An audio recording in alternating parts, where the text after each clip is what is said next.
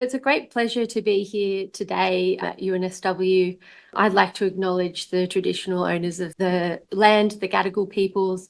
Leaving my home in Canberra this morning, the land of the Ngunnawal peoples.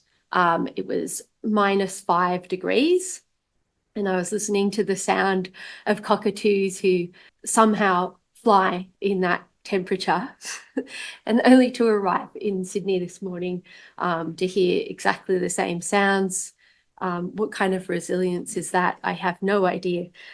Thank you. So I'm going to start by talking a bit about my work, which started working with bioelectric signals in about 2013, setting up audio and visual biofeedback systems. If you don't know what that is, don't worry, I'll tell you about it.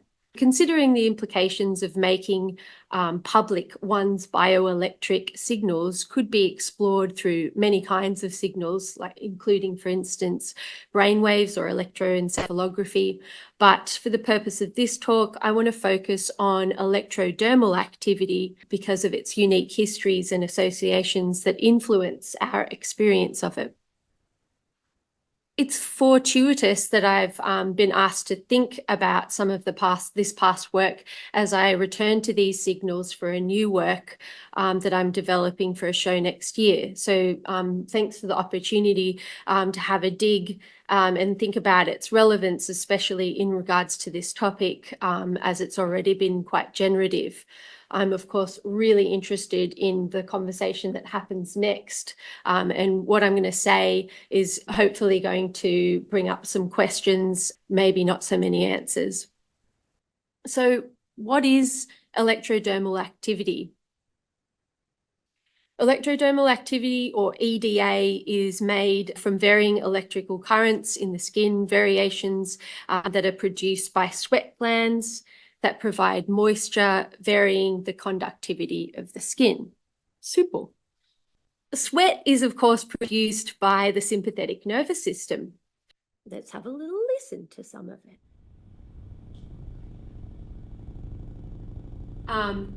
Yeah, that's it. That's my sympathetic nervous system. The part of the nervous system that controls signals to the body to be alert or aroused, as in the state of being aware of something to the point of, your sense organs perceiving them and perhaps being stimulated by them, by these perceptions.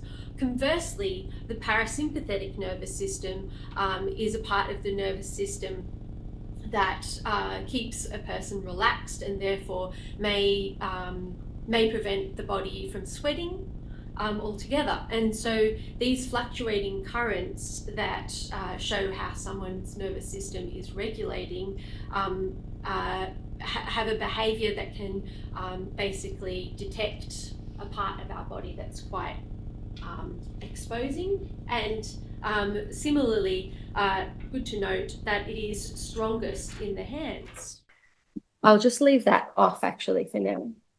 So measuring electrodermal activity is done best by connecting 2 points of the body, most commonly the hands, although feet are similarly active, to an electric circuit that sends a small amount of electric current through those 2 points. Variations on this current can be then displayed visually through a graph over time, or can be made audible, which is what you were hearing before. I've used electrodermal activity as a variable to control oscillations in a synthesizer inside participatory and interactive artworks, and also in my performance work. How people engage in these works depends partly on their understanding of these circuits, of course. Some play the currents by changing the pressure of their skin contact. So, for instance, I'll see if I can get this guy going again. If we...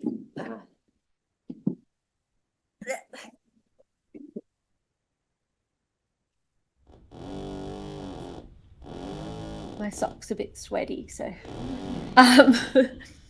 and that'll kind of produce, obviously, as I press into the contact, there's variations in the sound, in the frequency. And then understanding the significance of these variations also influences how someone listens and makes sense of this sound. So, for instance, if you knew that it was electrodermal activity and its significance, you might stay engaged with the circuit and listen to the nuances and variations of the sound over a period of time, trying to make sense of what that means about your nervous system. So the effects of a dysregulated nervous system, along with techniques for the regulation, its regulation, have become incredibly popular today. So things like, I don't know if you've heard of cold plunges, breathing techniques, chanting, singing, somatic therapies are some of the many techniques discussed and advertised as potential ways to bring our bodies back to a regulated state and even untap trauma that has been stored in the body. Hell no, am I going to be cold plunging on a -5-degree day. So EDA has also been known as galvanic skin response, a term that provides a link to the history of this energy within the body, in referencing the Italian 18th century scientist Luigi Galvani, a term that I've preferred to use in the past when talking about the circuits that I'm making. So the study of this behavior has, of course, a long history, and I can't dive into it too much, but the connection this energy has with our emotional states was most famously reported in the early 20th century by Carl Jung, saying it was a, quote, looking glass into the unconscious.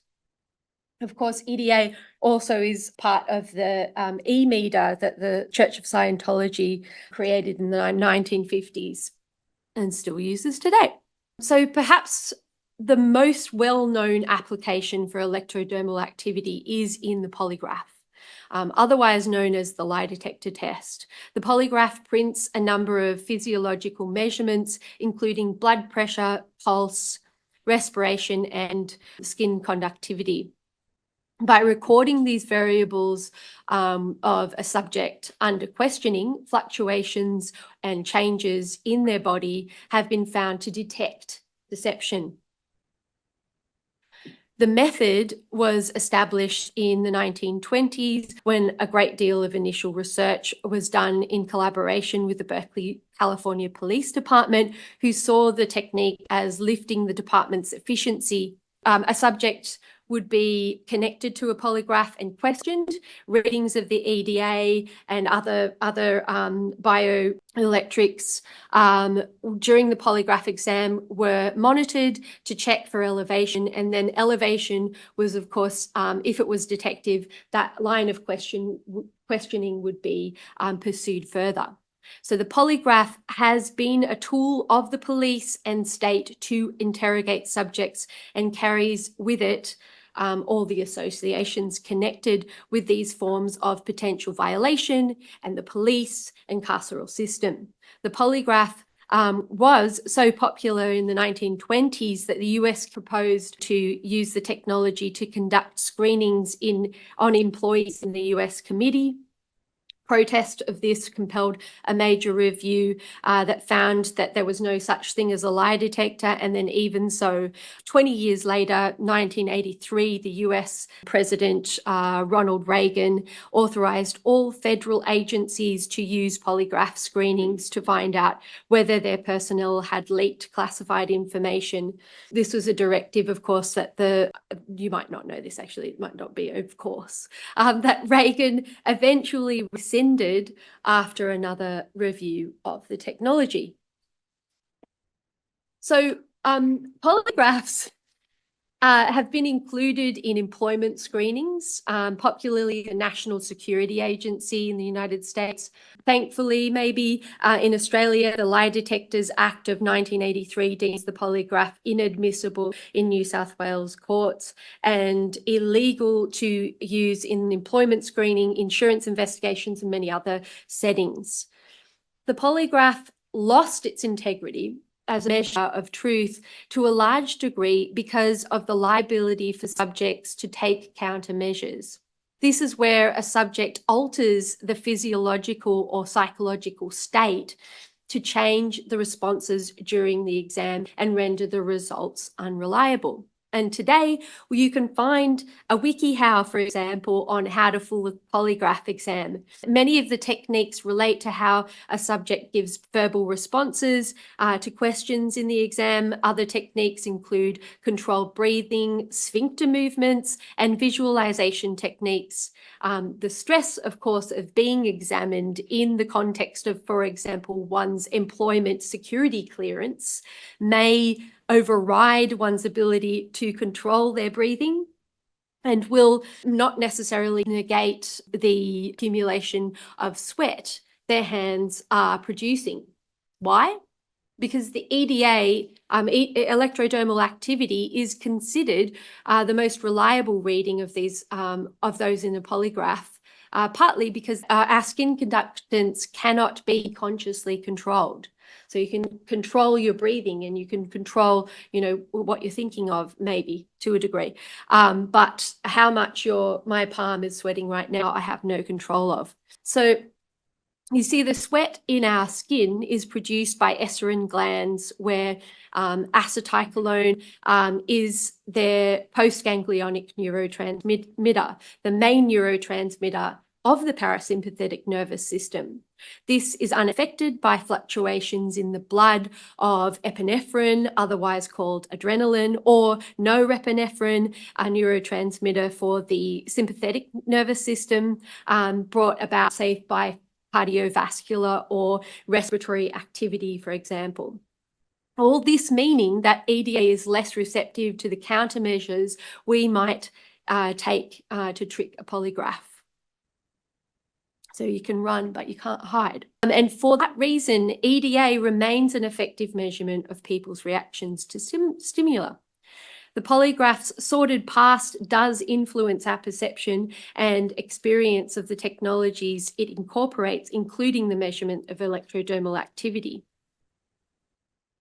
So today, ordinary settings for the measurement of EDA are perhaps, say, in controlled environments where a scientific application might be underway, or in chosen spaces where one might be exploring biofeedback therapy, as is in this case, where the measurements are represented to develop better control of them.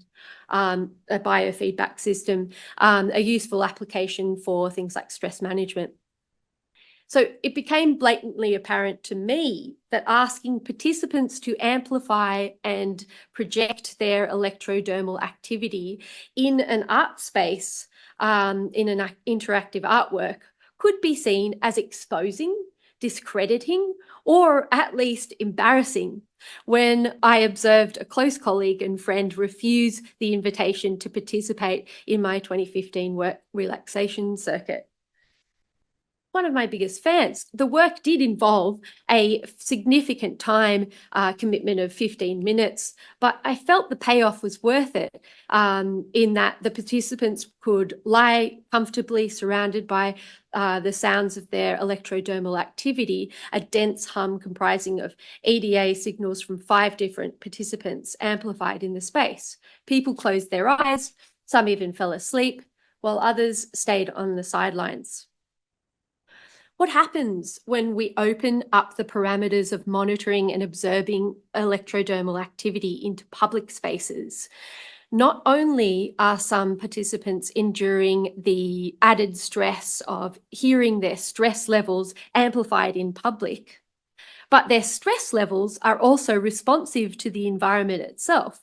Here, for the reticent participant, we might be producing a negative feedback loop. And this is, invariably or intrinsically a sonic public nervous system.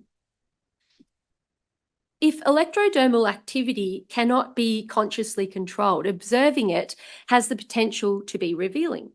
Agreeing to share this phenomena with others is in itself an act of vulnerability. Sharing intimate and private information. The potential revelations or insights that might be garnered by this exposure in the space of a work like relaxation circuit would surely be the most obvious or valuable to the participants in the work themselves. They are having a private moment of observing oneself while being observed by an audience in a public space. That's it. Thank you.